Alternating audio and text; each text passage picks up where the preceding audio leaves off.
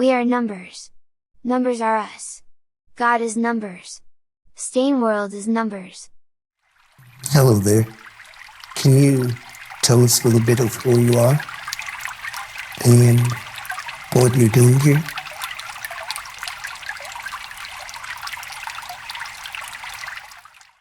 Hello to you as well, Site Director Gates. I'm referred to by your men in your company as the Domino Woman. My true name is Cynthia Harkill. This event started on August 1st, 1952. I met a gentleman named Mr. Stans, and he was looking for my help in research for a simple case he was having. You could call it that. He wanted to be released from this piece of artwork. You can call it a gauntlet, or maybe a covering. It possessed powers that I still to this day cannot explain. And can you recount the day that you crossed paths with the Foundation? What was that like? Why did you hurt so many people? I didn't want to hurt anyone. As I said, the gauntlet has strange effects. I was helping Mr. Stans when his sweet husband arrived, and for whatever reason he thought that I was having an affair, and that wasn't the case at all. I just wanted to help Mr. Stans. Long story short, I remember waking up in the middle of a suburban area, a lot different from where I'm from. I tried to ask the first person I knew what was going on, where I could find. As soon as I touched him, they just turned into a shadow. I don't understand. I don't know if it was my stress or just this new environment, but it happened to at least 2 or 3 other people.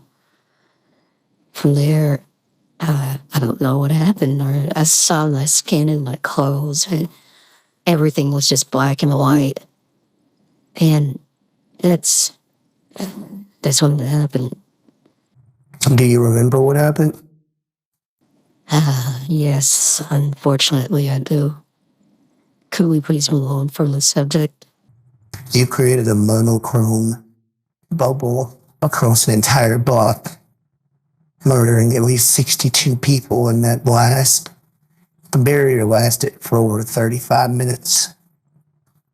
People were completely turned into ash from that. They were into the ground, into shadows. And you say you don't understand how you did this? Please, I said stop. Could we talk about something else? I understand.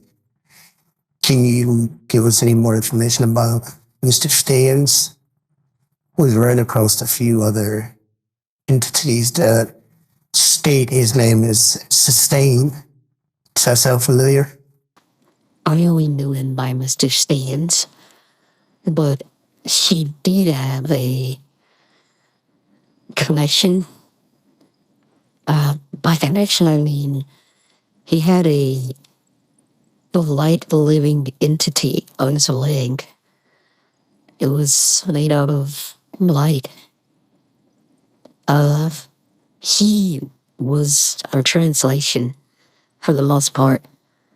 From what I determined from Mr. Stans, he can't speak regular languages. He can only speak in the complex positions of binary and undiscernible tones.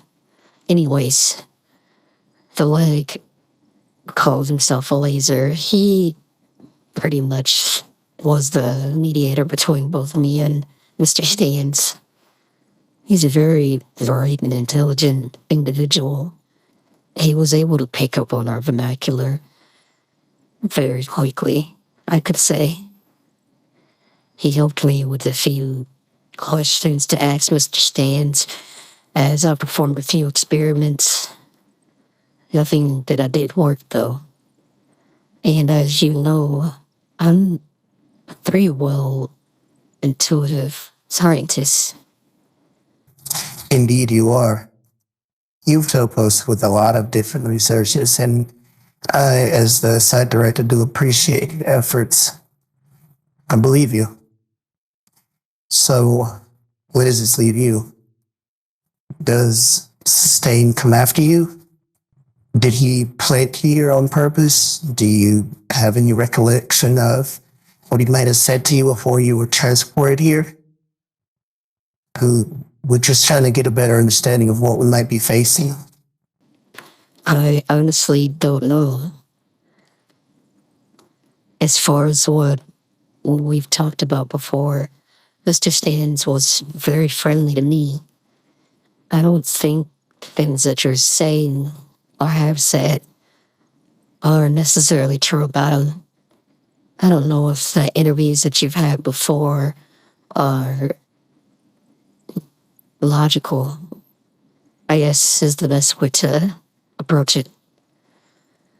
The only thing I could say was Laser stated something about solving when speaking to Mr. Stans. I don't know if that might help you at all. That's fine, 6829. I appreciate all of the information you've given me today. As far as the request for additional supplies for research, it's been granted. As long as you can maintain your progress on the